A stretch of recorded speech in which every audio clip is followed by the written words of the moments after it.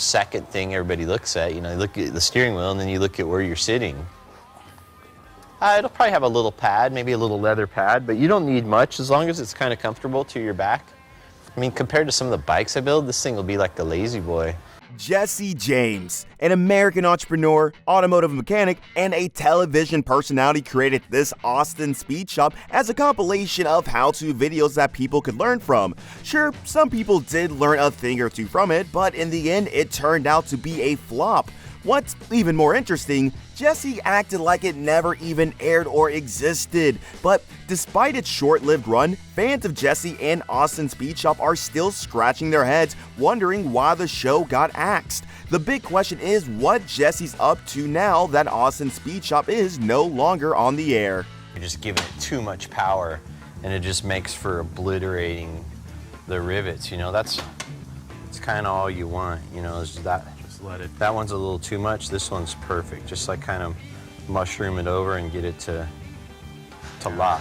Like most people who become great and famous, Jesse James came from humble beginnings, and through struggle, grit, and hard work, he found his way to global stardom. Born in Linwood, Los Angeles on 19th of April 1969, Jesse Gregory James had to endure a difficult childhood due to a strict father. He was unfortunate to have to grow up in a broken family, and as a result, he often had to travel back and forth between his parents' houses. Jesse was always terrified when he had to return to his father's house, but his father owned an antique shop adjacent to a Harley-Davidson part shop. Spending time at that shop was like a saving grace for Jesse. He'd hang out there often. The sound of those Harley-Davidson bikes was just the coolest thing ever. Like, nothing else mattered at that moment. It made going back to whatever he had to deal with his father way more bearable. That Harley-Davidson part shop sparked Jesse's interest in motorcycles. Jesse's father took this passion even further by buying his son a dirt bike. Jesse loved to take that thing apart just to figure out how it worked, and it set him on the path he currently treads today. However, Jesse's future would have gone very differently if he had realized his other not-so-popular dream. Jesse's initial dream was to be in the NFL. He attended La Sierra High School in California and was blessed with a physique and talent that granted him a place on the school's football team. At the time, Jesse was the school's star linebacker, sure of making it to the NFL through Riverside Community College. However, those dreams were dashed when Jesse was injured, not once, but twice while playing for Riverside. After his injuries, Jesse disposed of his plans for the NFL and college. Instead, he decided to take advantage of his physique in another way. LA was, and is still, the home of Hollywood, meaning several movie and TV studios are located in the area. The city is filled with movie stars, and Jesse decided to become a bodyguard to the stars, most definitely unaware that he would one day achieve that same status. He worked as part of the security detail of popular alternative bands, and at one time played bodyguard to former Misfits frontman Glenn Danzig. All was going well for Jesse until he fell from the stage during one of the concerts and got another injury that made him rethink his career choice. As Jesse recuperated from his injuries, he pursued another childhood dream he had abandoned. Now that he could no longer be a footballer or bodyguard, he felt the time was finally right to pursue the only passion he had left. Pursuing this new dream, Jesse worked under successful custom bike and car builders like the legendary Boyd Coddington of Hot Shop and Ron Sims of Sims Custom Cycles. After he received training from them, he decided it was time to strike out on his own. Jesse's customization shop was established in 1992, marking the beginning of his journey in the world of car customization. He called it West Coast Choppers and started using his mother's garage as a shop. However, Jesse's skills would prove inadequate to guarantee him success. Each project he embarked on took too long to complete, and the companies he showcased his designs to kept rejecting him. Determined never to back down, Jesse got the Pay Up Sucker tattoo on his right palm as a reminder that he had bills to pay and couldn't afford to give up. But it would take half a decade before Jesse's design started getting deserved attention.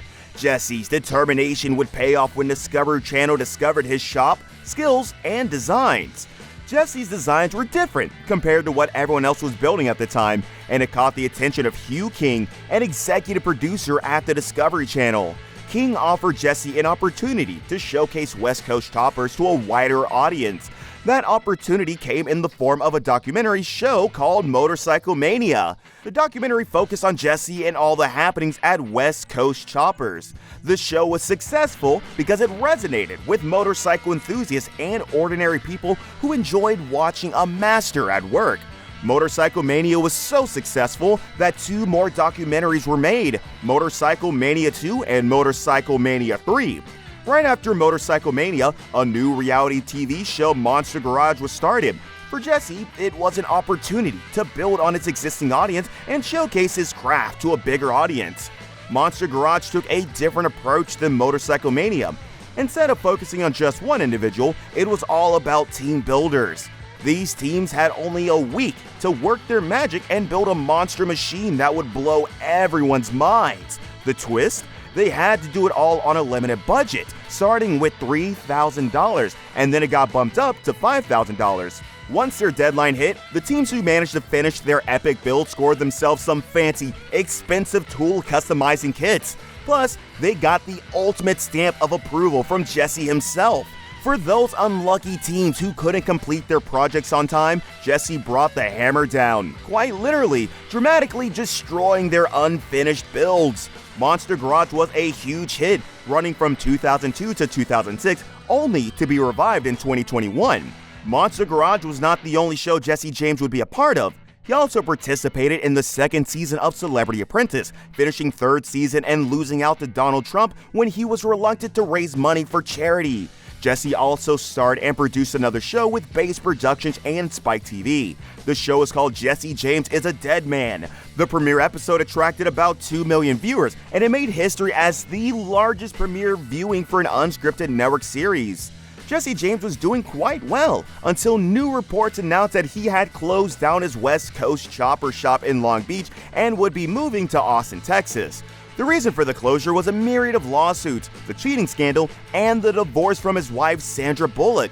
Trying to reinvent himself, Jesse moved away from it all, moving to an undisclosed location in Austin, Texas, and joining another existing car shop, the Austin Speed Shop. This shop was founded by John Joyo, Corey Moore, and Dr. Dan Peterson, and had been running for a few years before Jesse joined them. Using his knowledge and experience with reality TV shows, Jesse set out to create the show Jesse James Presents Austin Speed Shop under his own company, Pay Up Sucker Productions. The reality TV show, Austin Speed Shop, was created as a how-to tutorial series presented by an experienced popular builder. Squished into shape. So now we just got to metal finish it and make it pretty, and then do all of our details like a doubled edge and put a reinforcement on the back. We'll probably rivet something. It was released in 2011, but after 3 episodes, it was never to be seen again. Jesse never addressed the reason why Austin Speed Shop was axed. The first 3 episodes of the series showed that this was a project that Jesse really cared about, so the fans were left to speculate why he gave up on it so early in the series. The number one speculation was that the show ended due to poor performance. When a TV show doesn't attract the expected audience, it gets canceled. Austin Speed Shop just didn't gain any attraction in viewership numbers. The fans speculate that if the show had been handled by a bigger network like Discovery or History Channel, the execution might have been better. But that's not all. There are rumors that the owners of Austin Speed Shop decided to cancel the show to keep the show's reputation to the best in the region without it being associated with any TV drama. There was no official statement from the show to support the claim, but the shop may have decided it didn't need the influence of a reality TV show to run properly. Austin Speed Shop was created to be a fun environment for creative people. Filming a show while still trying to work in the shop is tedious, and it usually creates tension among the crew members and would have contrasted with what the shop's founders wanted. Overall, the Jesse James Presents Austin Speed Shop was a great show with great content, but it had to end. And when the shop was canceled, Jesse's association with the shop also ended.